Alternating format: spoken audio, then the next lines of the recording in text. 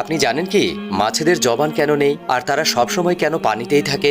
একদিন হযরত আলী রাদিয়াল্লাহু তাআলা আনহুর কাছে একজন আগন্তুক আসলেন আর জিজ্ঞেস করলেন, মাছ সবসময় পানিতেই কেন থাকে আর তার জবান কেন নেই? হযরত আলী রাদিয়াল্লাহু তাআলা আনহু বললেন, যখন ইবলিস শয়তান খবর পেল দুনিয়াতে হযরত আদম আলাইহিস সালাম এসেছেন, তখন দুনিয়ার যত মাখলুকাত আছে সবাইকে সে বিভ্রান্ত করতে লাগলো আর সর্বপ্রথম করেছে মাছকে। তাকে বলতে লাগলো, দুনিয়াতে ইনসান এসেছে যে তোমাদেরকে ধরে খেয়ে ফেলবে। প্রথমে মাছ জলে স্থলে দুই জায়গায় থাকতো, কিন্তু যখন ইবলিস শয়তানের কথা শুনলো তখন মাছ ভয় পেয়ে সাগরে চলে গেল আর সেখানে থাকা সাগরের যত মাখলুকাত আছে সবাইকে এই বিভ্রান্তকর কথা বলতে লাগলো।